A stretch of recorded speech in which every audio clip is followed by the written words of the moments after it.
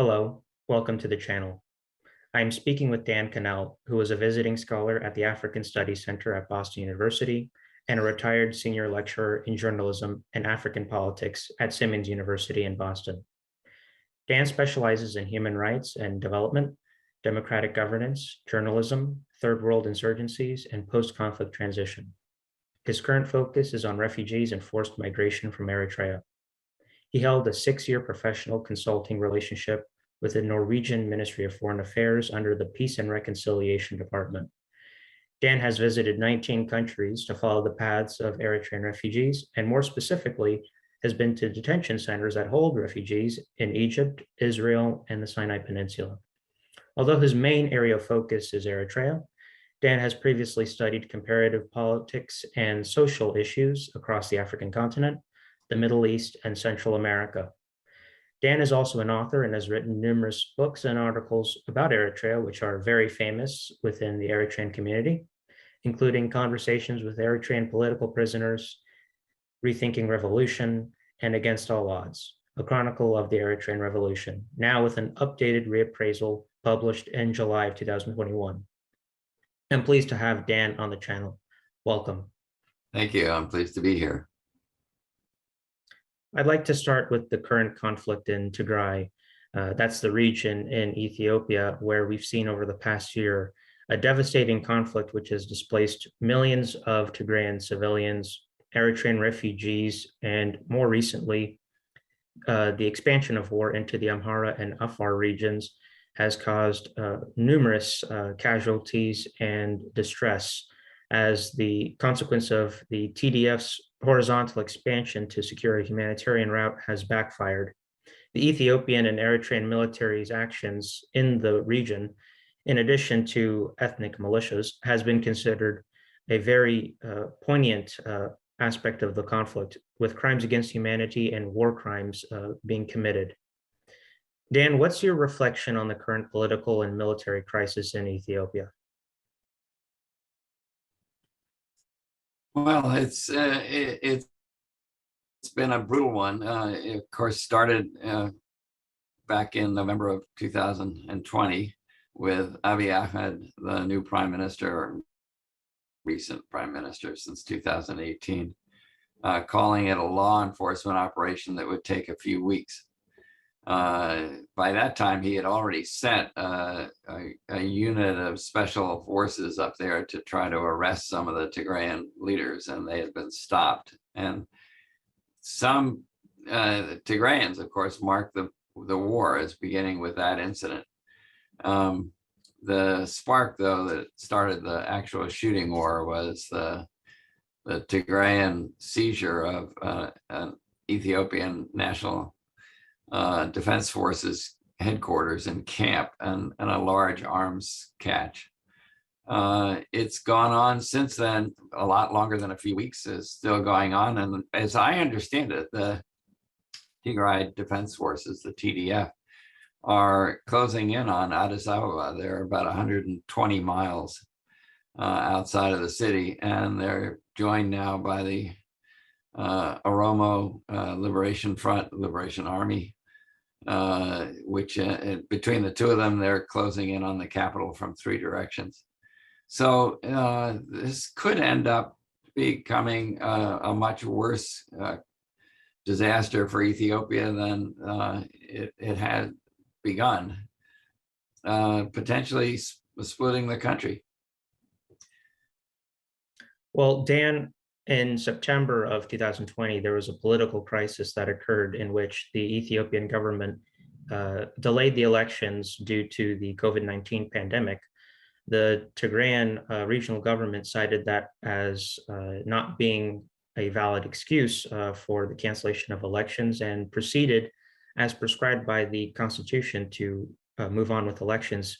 Do you think that was the immediate precursor to the fighting that we're seeing now, or has the tension existed for far longer?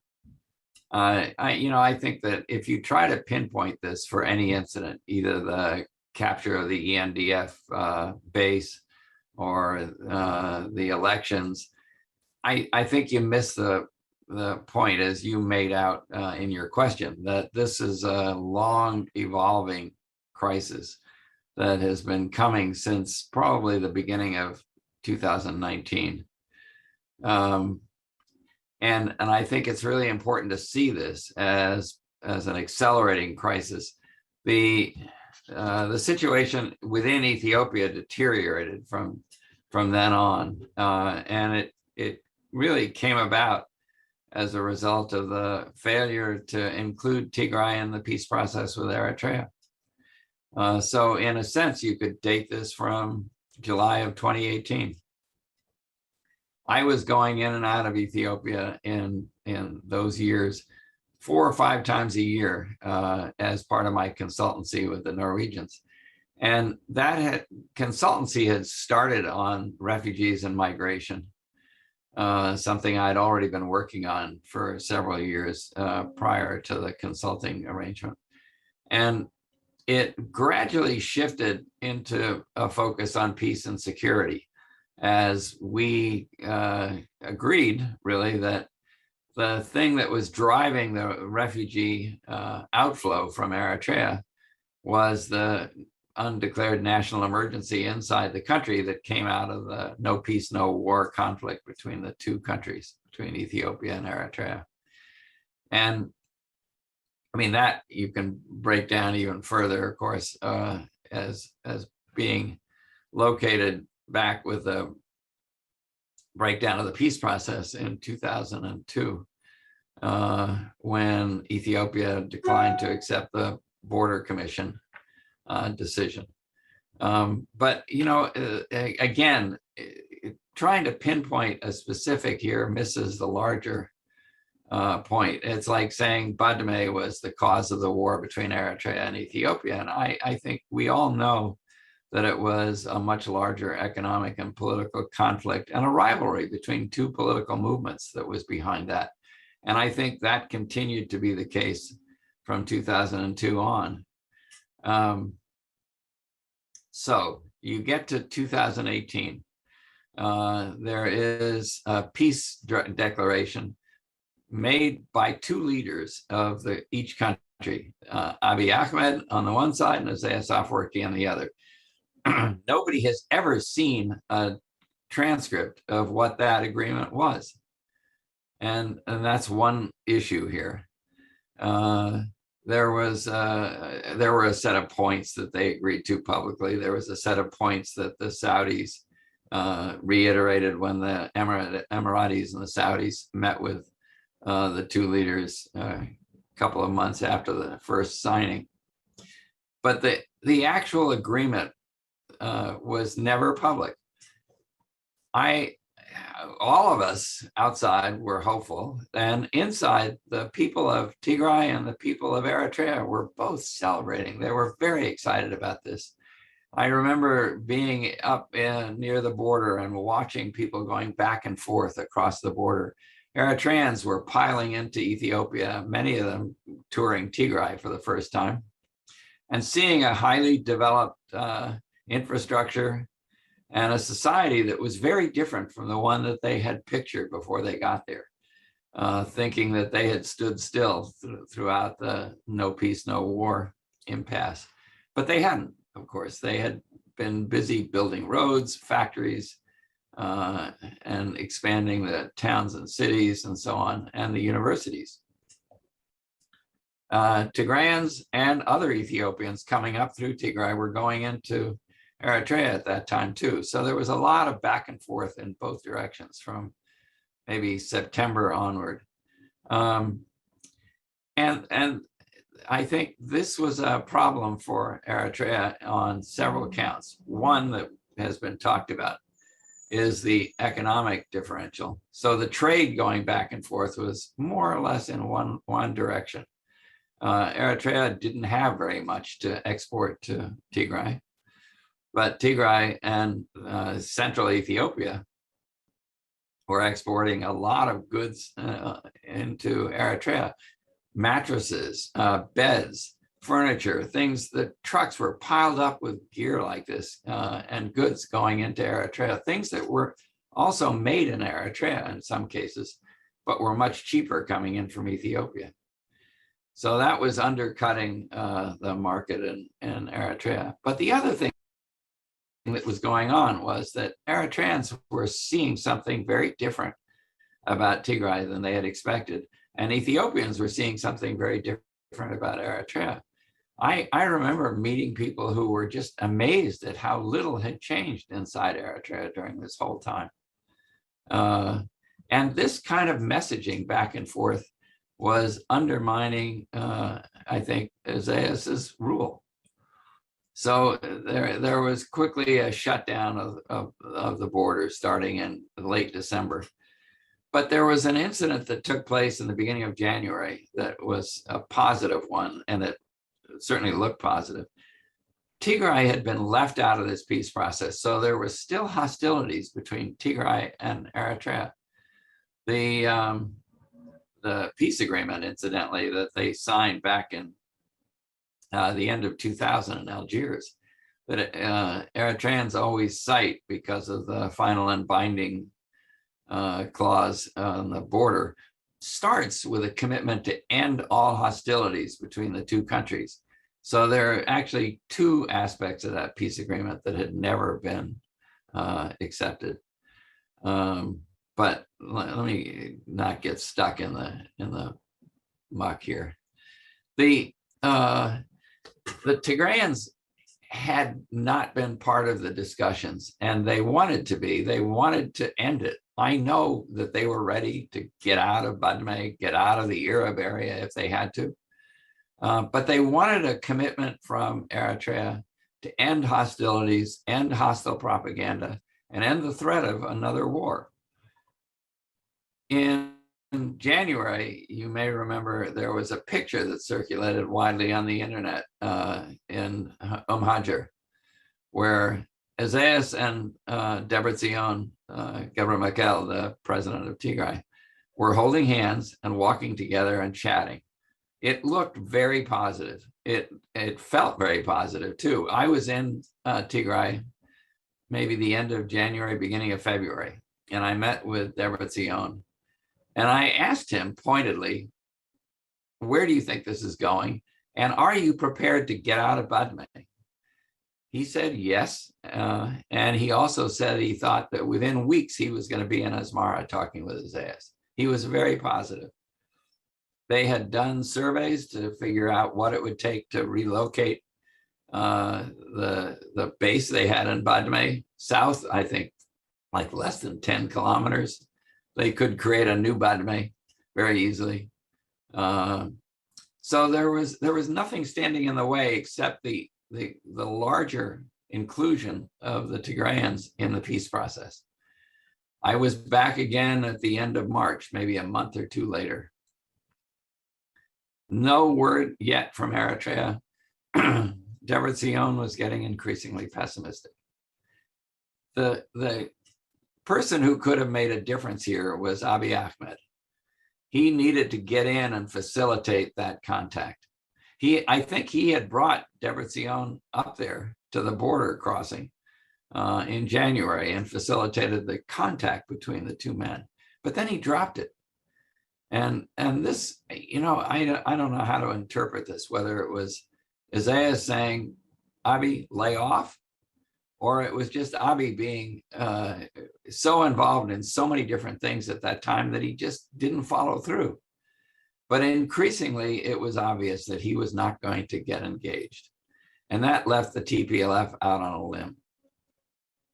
So I think by April or so, it was obvious that this was going nowhere. And then what you started to get from Tigray was really hostile rhetoric toward Abiy and the buildup of the tensions between Makale and Addis. And I would really put that as the turning point.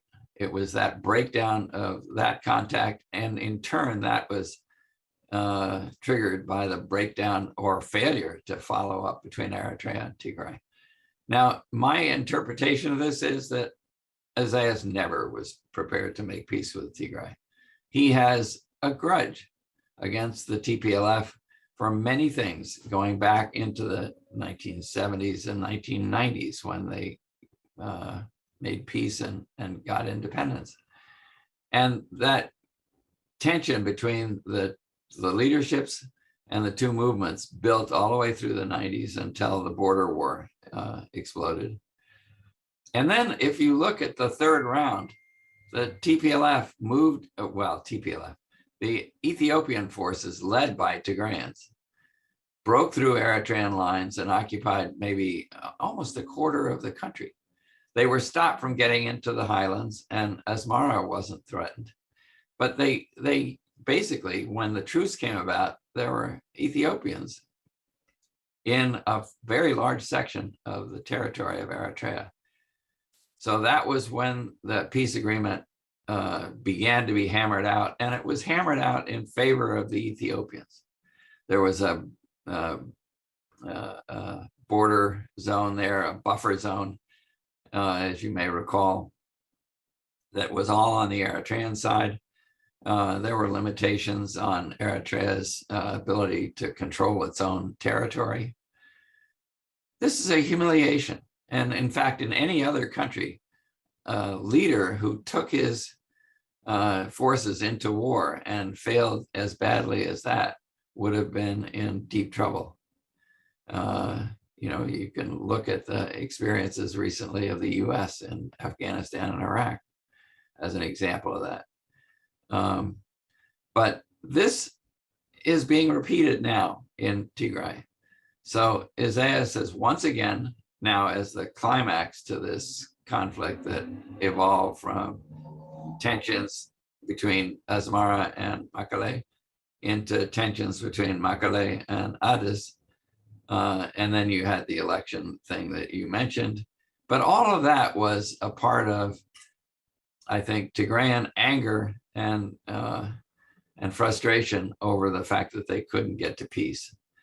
And I think that the rhetoric that they used against Abiy was not helpful. It just provoked him. But then he's a populist, just like our former president, Mr. Trump. He thrives on adoration from the public. He doesn't do well when he's criticized or embarrassed in the public. And I think that he gradually built a hostility toward TPLF that merged with that coming from Asmara. And he and Isaiah, somewhere in there, decided we're going to get rid of the TPLF once and for all. I think Isaiah's had that idea from 2018 on. That's why he signed the peace agreement.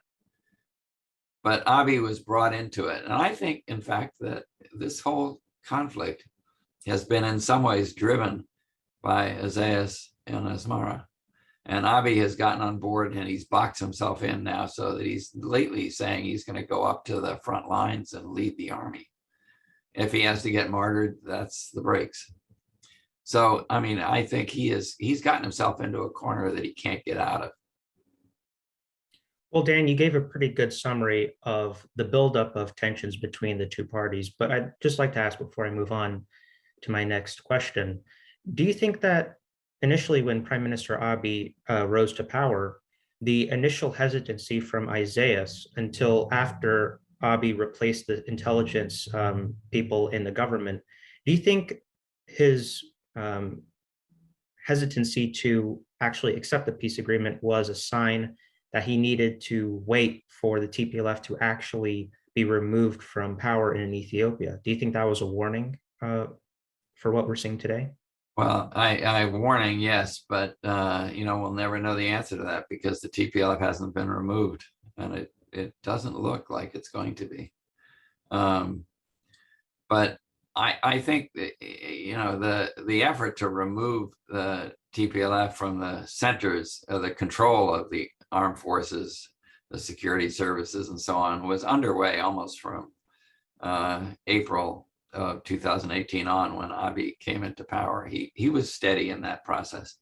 I think actually he tended to scapegoat the Tigrayans for issues that involved many more people than just TPLF, but they were at the heart of it. They ran the government, so they take the biggest brunt of the blowback from the years of frustration that people had toward the government.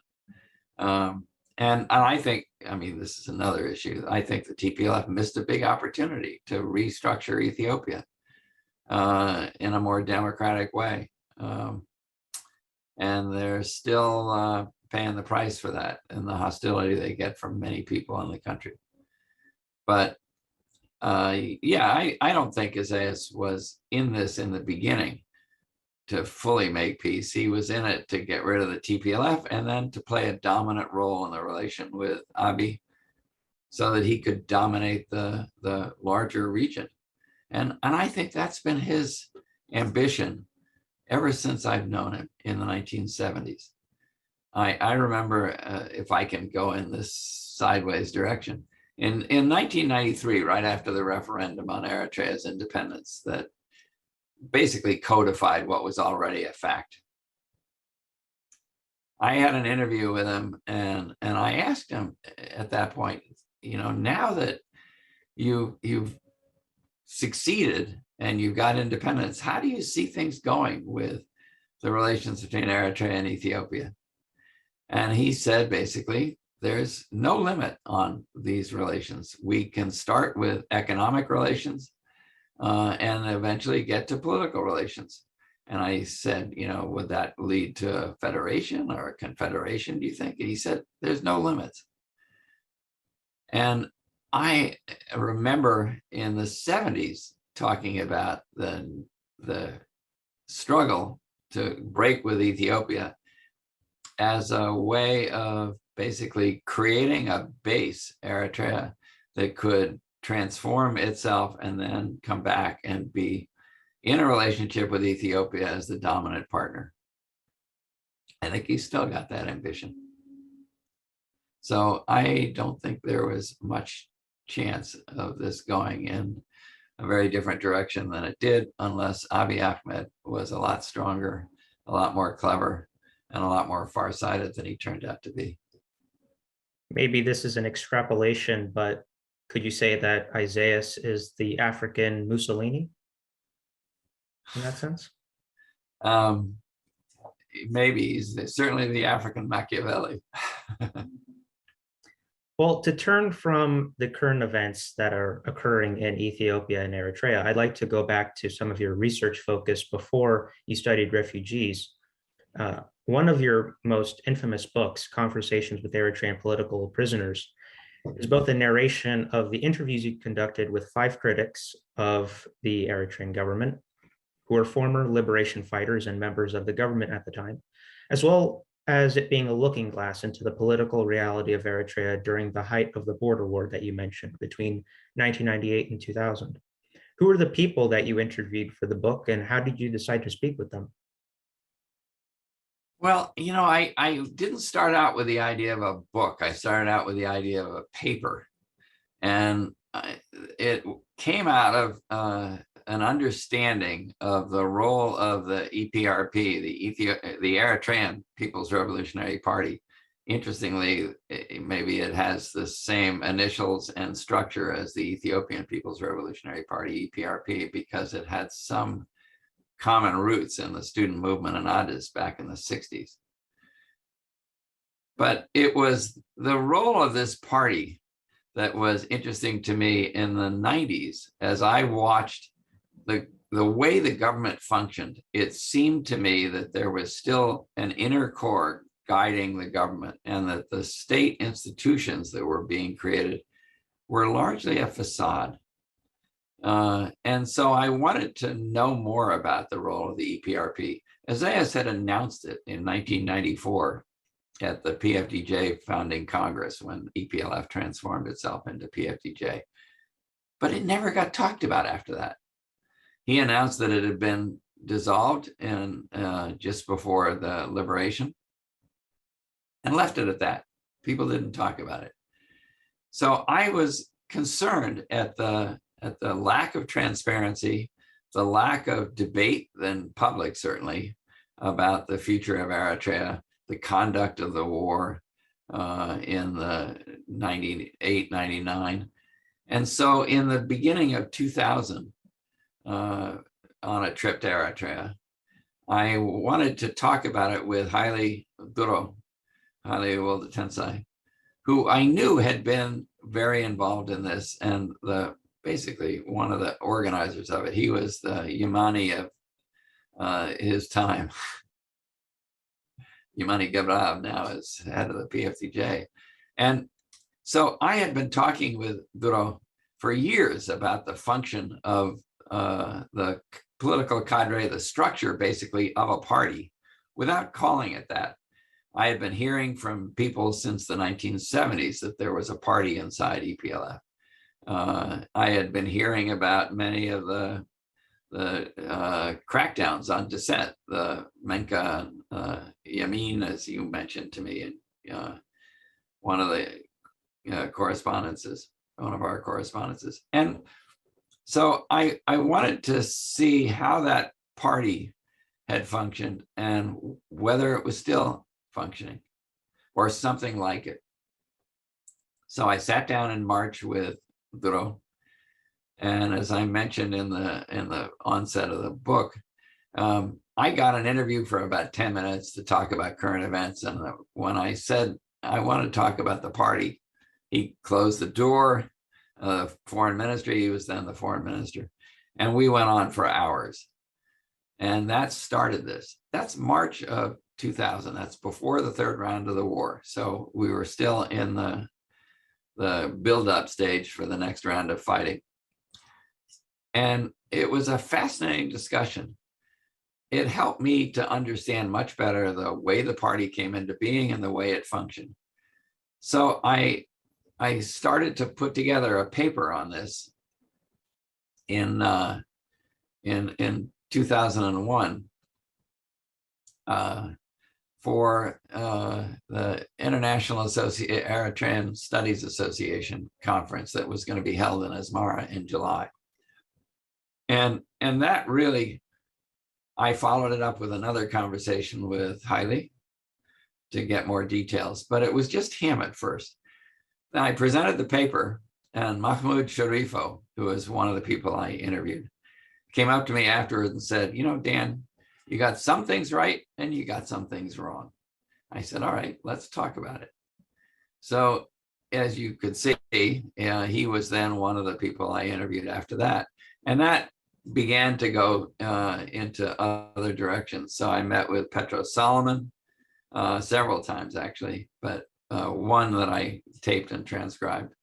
Berhane Gabir, Ogba Abraha, and eventually I taped all those interviews, and I thought afterward that this is really valuable.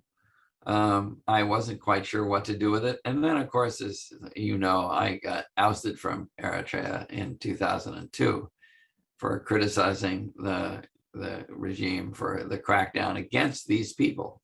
They were, of course, part of the G15 who were all arrested. And I thought I owe them getting this information out. And I had made a commitment to tell the story. And that's why I ended up with all those meetings with Haile. He came out to my apartment. I was living actually part-time in Eritrea at the time. I was in Asmara in the Korea complex, this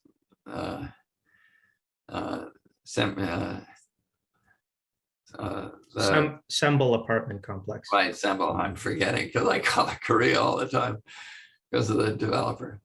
I was 2 months in Eritrea and then 2 months back in the US with my family here. And I was doing a project with the Ministry of Information at the time under Zemaret Yohannes to put together a handbook on Eritrea and to celebrate its achievements up to that point. And also to do some journalist training with the private and the public media. And what happened was that Duro came to my apartment in August for the last one, really. And then they were all arrested. Then I made a public criticism of the arrests after saying something, a couple of things privately and getting nowhere. And that put me on notice that I was going to be unwelcome in Eritrea. The actual last visit I had, by the way, was September of 2002, because I had a multiple entry visa. So I kept going back even after they told me not to, just to kind of test the limits and to see people, close up my apartment, sell my bicycle, etc. Anyway, I then sat down and transcribed the interviews myself with some help from a student. And the book came out in 2005, I believe. But of course, it was put together in 2000, 2001. Well, in addition to your other publications that are significant for your recognition that the political situation in Eritrea was deteriorating, such as your essay, Enough, a critique of Eritrea's post-liberation politics.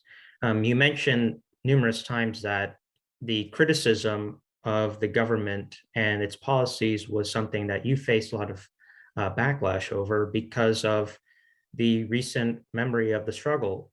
My question is, how controversial is it to speak about this history? Do you think that criticism of the Eritrean government's conduct are sensitive topics among the community, which should be avoided?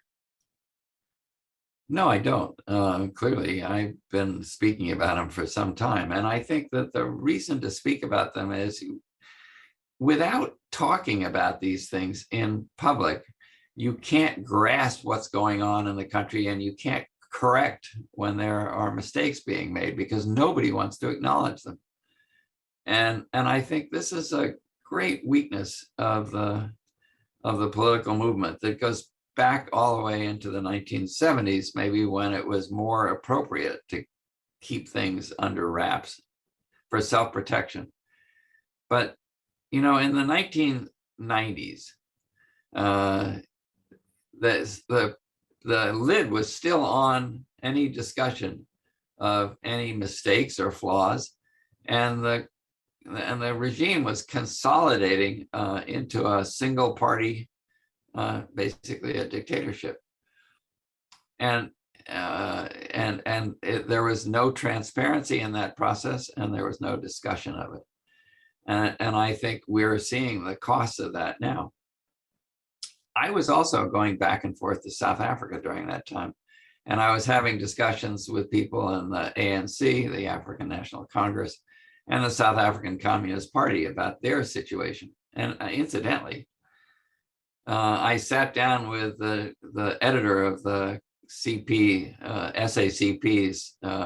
monthly journal, the African Communist, once, Jeremy Cronin, and I said to him, you know, you were wrong on Eritrea, because they had gone with Ethiopia and Cuba and others back in the 1970s, when Ethiopia switched sides under Mengistu from the US to the Soviet Union. And he said, yes, we were. And he invited me to present an article on this for their magazine to generate debate about their mistakes in this. And when it was published, it was headed with a short paragraph or two from Jeremy himself, saying, we made a very large mistake in the 1970s and 80s, basing our decisions about Eritrea on international situations, the international alliances that we had, and not the situation on the ground. We don't want to repeat that mistake again, so we're publishing this essay. I took that into Yamani Gabrab in the PFDJ office, and I said, look, here is a party that debates economic policy issues, that debates political issues, that examines its past and learns from it, and it gets stronger from that. Why can't Eritrea do that? And he made the same argument that continues to hold. This is not the time, as Isaias would say. This is not the time. What does that mean? Basically, there is no time for public debate or discussion, self-critical evaluation, and learning from mistakes as well as successes. And I think that has crippled this movement in many respects. So I think no, keeping the lid on it is not healthy. And I think, in fact, it's been one of the most unhealthy aspects of post-independence Eritrea. Is it a case of exceptionalism, do you believe, where these fronts believe that they are the only ones capable of bringing forth any change to Eritrea? I'm not sure they believe it, but they argue it. The argument is one that leaves them, well, the EPLF, basically now PFDJ, in control of the country and unable to be challenged, because any challenge is viewed as basically political traitor activity, that it undermines the sovereignty of Eritrea. And it's been one thing after the other to make that argument. In fact, I mean, here's another small incident that I remember from the 90s. Eritrea Profile, which I worked with as a kind of advisor when it was under Abenet Azaz as the editor, published an article about sexual abuse in one of the hospitals and documented the problems that women in the hospital had faced. She was fired for that, not because it didn't happen, but because you can't say anything critical of an institution in the state. And it's just been embedded now into the political culture of the EPLF.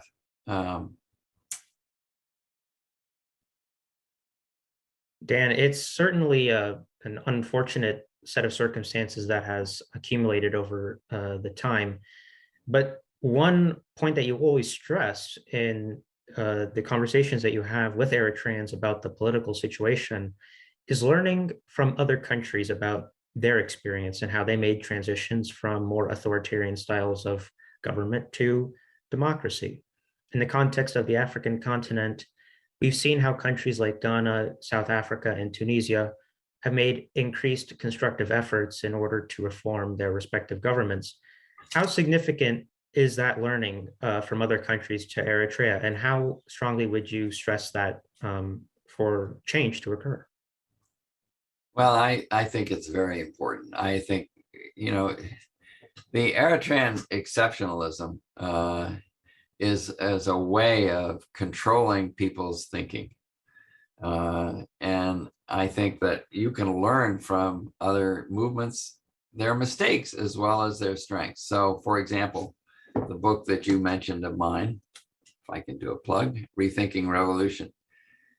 That was a look at 4 different movements with which I had experience: the Palestinian movement, the Nicaraguan movement, the South African political movement, and of course the Eritrean. And I went about that looking at what were the strengths and weaknesses of each one. And I think, for example, the Palestinian movement was deeply divided, fragmented politically, but also fragmented socially. So that there were strong social movements that had developed in the Palestinian territories, women's movements, workers' movements, youth movements. Each party had their own, first of all. So there were 4 of them, basically, in each case. And the parties never understood that they were a source of strength. They were simply an instrument to be mobilized for issues that they had. And I think that kept the Palestinians politically divided, socially divided, and weak. So I think there's a lesson there. Nicaragua had the same issue. In effect, I was in Nicaragua in 1993, 95, and again in 1996 during the second round of elections when the Sandinistas lost.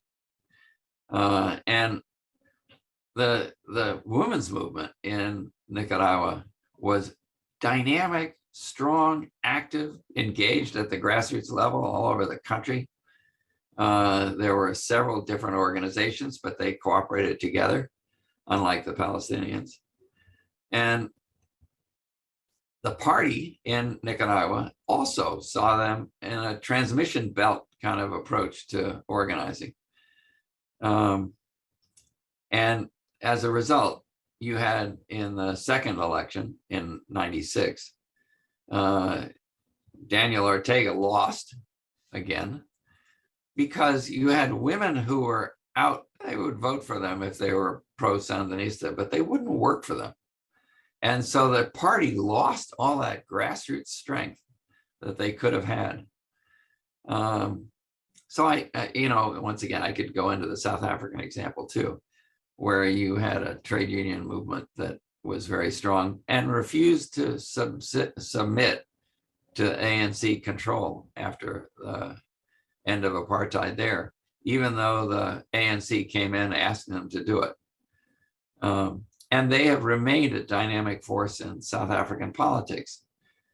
But the ANC is losing strength and dynamism of its own through the kind of patronage-based system of a party that is a dominant party with no competition, no real competition.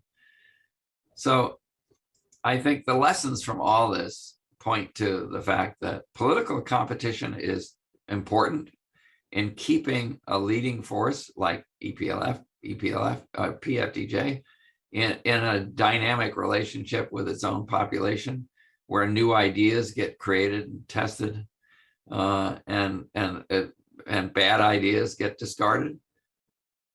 But the absence of that is a stultifying situation. So I think there are a lot of good examples to look at. There are a lot of bad examples. I think Eritreans need to look at all of them to understand what are the things that have worked in other places, not to find a blueprint somewhere and say, this is what we're going to do and what we're going to be, but to get an understanding of the dynamism of political and social life and the interaction between them. Unfortunately, that hasn't happened because, and this is just a suggestion, because of the heavy militarization inside the country, which inhibits any of this progress to occur. Do you think that has anything to do with the fact that Eritrea is so politically repressed? I do. I certainly do. I think, but Isaiah has basically used this situation from the beginning.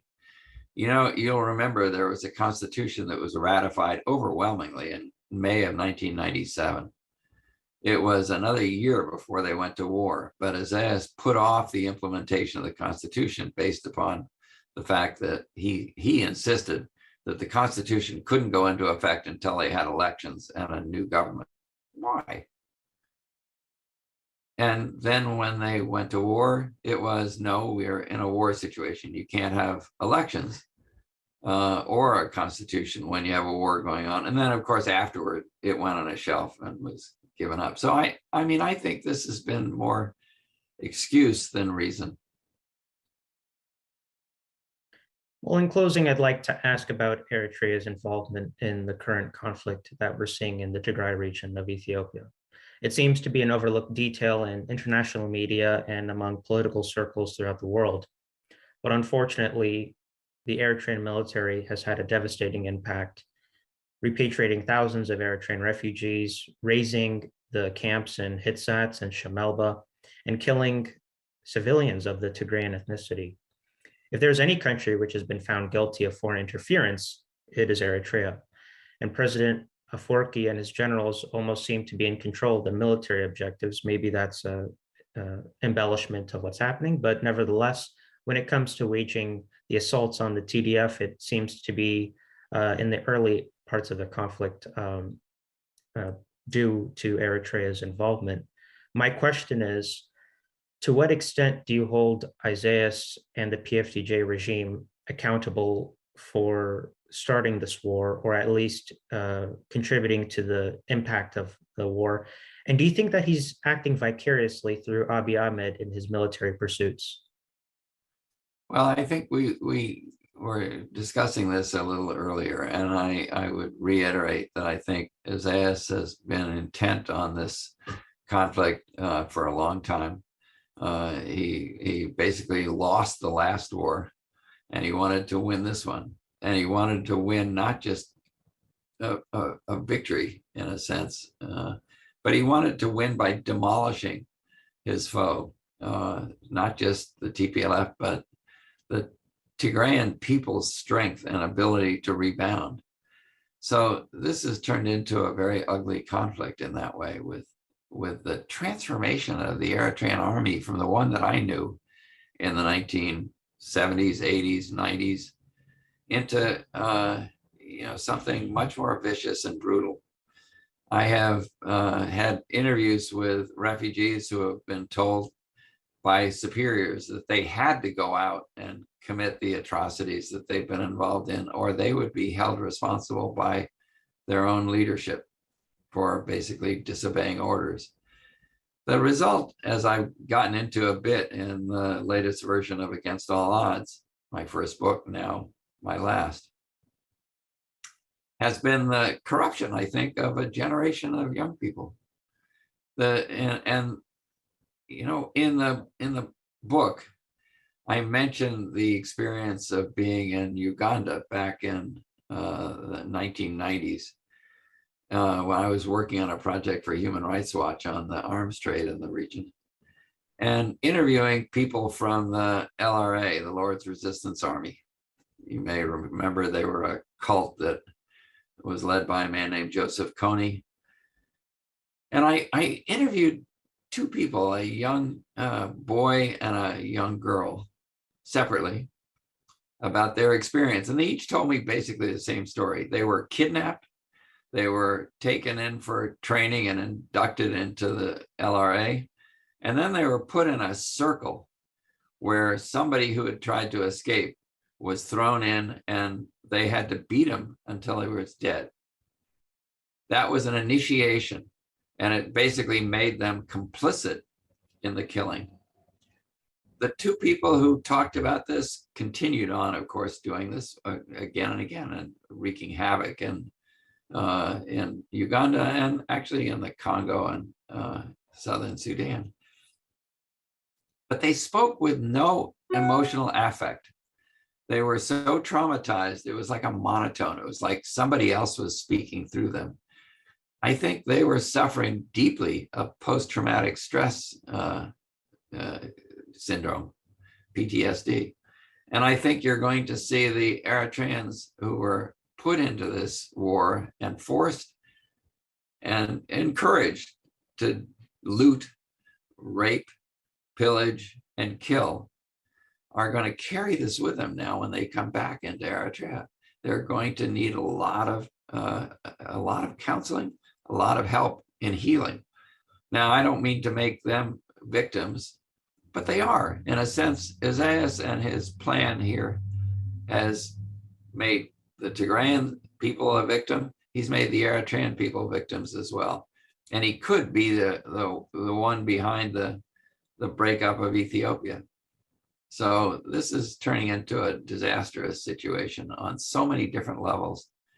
I really worry about the future of the society in Eritrea unless this really changes inside the country and there's an attempt to cope with the aftermath of the war and its effects on those who are combatants in it. Just a quick question on the aspect of the Eritrean military being victims in a sense. Do you think that researchers have the responsibility to explain the very serious conditions in Eritrea, which have essentially brainwashed the military for them to conduct these very serious war crimes and atrocities? Of course, I'm not excusing the actions of the Eritrean military, but do you think researchers and media have the responsibility to explain the context in which the Eritrean military and its members have been brutalized in this sense? I do. And one of the things I get into in the reappraisal and Against All Odds, not for a great depth, but just to raise it, is the literature on cult formation, how that works, and how a group of people can be basically, as you said, brainwashed into One, believing a set of dangerous beliefs, not allowing themselves to consider alternatives, and being isolated from discussions or criticisms from the outside. And I think that in a sense, what's gone on in Eritrea has been the isolation of the society and the development of a cult mentality. The Eritrean exceptionalism that you talked about before is a piece of that. And it fits right into, we can't learn from anybody but ourselves. We can only learn from our history. And we're going to tell you what that history is.